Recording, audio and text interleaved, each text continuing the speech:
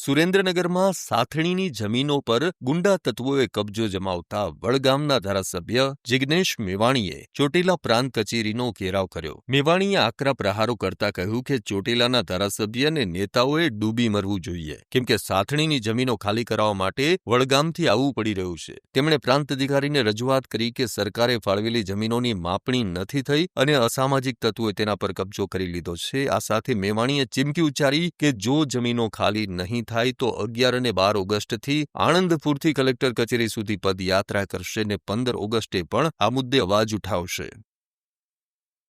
અને માથાભારે ઈસમોનું ગેરકાયદેસર દબાણ છે. આ દબાણ જો ખુલ્લું થાય, આ તમામ જમીનોમાં માપણી થાય ને કબજો સોંપાય તો ચોમાસાની વરસાદની આ સિઝનમાં આ ખેતમજૂર નાના સીમાંત ખેડૂતો પોતાની માલિકીની સરકારે ફાળવેલી જમીનો ખેડી શકે. આટલું સમજવામાં સુરેન્દ્રનગર કલેક્ટર તંત્ર અને રાજ્યના મહેસૂલ વિભાગને શું તકલીફ પડી રહી છે એ સમજાતું નથી. હું એવું નથી કહેવા માંગતો કે બિલકુલ માપણી કરી નથી તંત્રએ, પણ જે ગતિથી, જે પેસથી, જે ભાવનાથી કામ થવું જોઈએ ઉતાવળે, એ બિલકુલ નથી થઈ રહ્યું. અને આ ફક્ત 2-5 ગામની વાત નથી. સાયલામાં, ધ્રાંગધ્રામાં, ચોટીલાના બીજા વિસ્તારોમાં અનેક જગ્યાએ સાથણીદારોની જમીનમાં માથાભારે ગુંડાઓ ઘૂસેલા છે. આ ગુંડાઓનું ઘૂસેલું હોવું એ એટ્રોસિટી એક્ટ અને લેન્ડ ગ્રેબિંગ એક્ટની ચોક્કસ કલમો હેઠળ ગુનો પણ બને છે.